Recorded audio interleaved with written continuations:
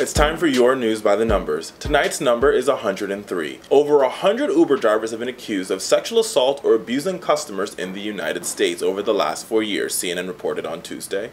The news outlet examined cases from 200 major cities using police reports, federal court records, and county court databases and found that 103 Uber drivers have been accused of sexually assaulting and abusing passengers. The accused Uber drivers have been either arrested, were wanted by the police, or have been named in civil suits related to these incidents.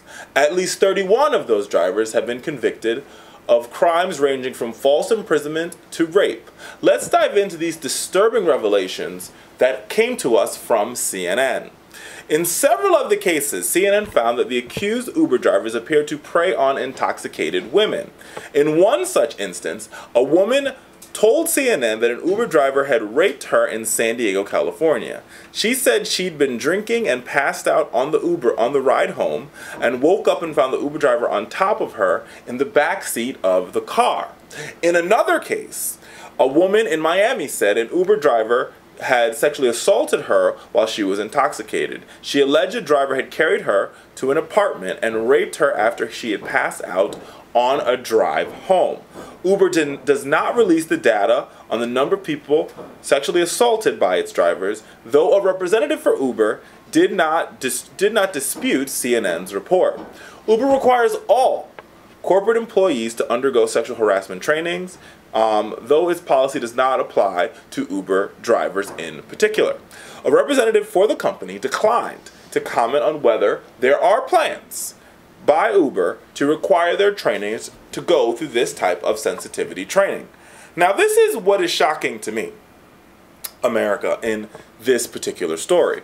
So Uber requires all of its employees that, work in the brick and mortar Uber headquarters to undergo sexual harassment training.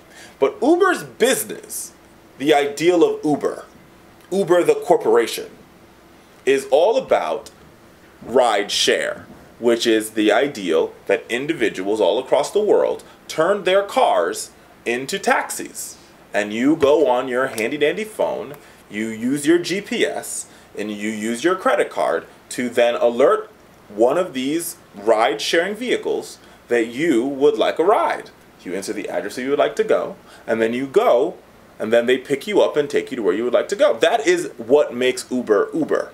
So the fact that it's everyday 9-to-5 employees that work in this brick and mortar go through sexual harassment training, and the actual people behind the lifeblood of Uber don't go through sexual harassment training, to me seems to raise an eyebrow. Especially when the people that are on the day-to-day, the people who drive, the Uber drivers, are the ones that deal with the Uber customer on a regular, everyday basis. So, mind you, there are millions of Uber rides every day. 103 is still a very alarming number, because that number, indeed, America, should really be 0. So, my suggestion to Uber is pretty simple, and it's obvious. Force your drivers to go through sexual assault training. Period. I mean, is that going to stop people from raping intoxicated women on their Uber drives home? No. It's not, honestly. But here's what it does do. It shines light on what's taking place in these Uber rides. America. Nobody should have to fall victim to this type of abuse. Nobody should have to fall victim. And I think what makes this even more disturbing is because the fact that they have decided to take an Uber home shows that they're doing the responsible thing. And in doing the responsible thing, these individuals are indeed penalized. And that, America, is what's so obviously and so sadly problematic in this particular case. And in these cases.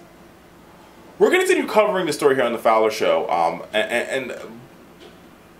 but once again, this goes back to, and I say this all along, and I'm going to continue to say this, and I think Gayle King said it recently in an interview that she did a panel recently, and she said it, and I should have asked our team to pull this out, and she talks about the Me Too movement and how the Me Too movement is moving so quickly and how important it is now that, number one, we educate men and boys, but on top of that, we start talking about what the new rules are, and we make sure that there is due process, right? So there's due process for men who have been accused, number one. And number two, we're educating men and boys about a process that indeed seems to a society. We're going through a cultural change. We're going through a cultural shift, and it's important that in these type of cultural shifts, there is an education component. And what's missing here, and what I see not happening from Uber, is saying that we are going to do everything in our power to educate our drivers, educate our workforce about how they can be better stewards to our customers. And that's what's got to happen immediately.